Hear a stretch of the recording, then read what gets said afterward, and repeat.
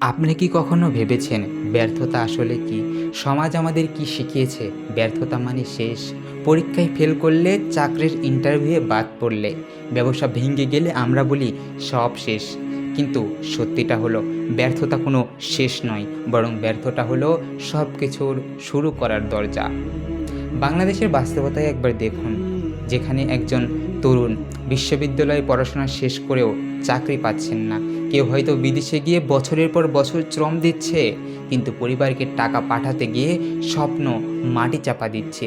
কেউ ব্যবসা শুরু করলো, কিন্তু প্রথম বছরেই ক্ষতি হলো। তখন চারপাশ থেকে কেবল ঠাট্টা শুনতে হয়, তুই পারবি না, তোর দ্বারা আর হবে না। অথচ ঠিক এইখানেই আসল খেলাটা শুরু হয়।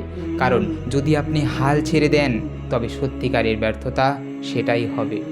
আমাদের ধর্ম, ইসলামও তাই বলে। আল্লাহ তাআলা কুরআনে ঘোষণা করেছেন, নিশ্চয়ই কষ্টের সাথে আছে স্বস্তি। সূরা আল ইনশিরা। আপনি যত বড় ব্যর্থতার ভিতরেই থাকুন না কেন, এর ভিতরেই সাফল্যের বীজ লুকিয়ে আছে। আমাদের প্রিয় নবী করিম সাল্লাল্লাহু আলাইহি সাল্লাম বলেছেন, জীবনের শুরুর দিকে কতবার প্রত্যাখ্যাত হয়েছি, কত কষ্ট সয়েছেন, কিন্তু হাল ছাড়েননি। তিনি নিজের মিশনে অবিচল থেকেছেন, আর আজ তার দাওয়াত গোটা বিশ্বে ছড়িয়ে আছে। এখন আপনারা জীবনের দিকে তাকান, ধরুন আপনি 3বার পরীক্ষায় ব্যর্থ হয়েছেন। মানুষ হাসছে, আত্মীয় স্বজন বলছে তোরা দ্বারা আর হবে না। কিন্তু আপনি যদি আবার চেষ্টা করেন, আরও একবার উঠে দাঁড়ান, তখন সেই ব্যর্থতাগুলো আসলে আপনার শক্তির গল্প হয়ে দাঁড়াবে।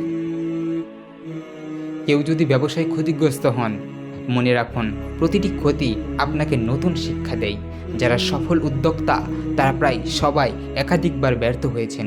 পার্থক্যটা একটাই, কেউ হাল ছেড়েছে, কেউ হাল ছাড়েনি। আত্মবিশ্বাস গড়তে হলে আপনাকে ব্যর্থতার সাথে বন্ধুত্ব করতে হবে।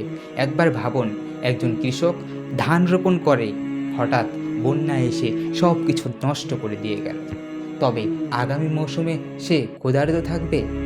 কিন্তু সে যদি আবার বীজ বনে, আবার চেষ্টা করে, তখনই তার ফসলটা হবে।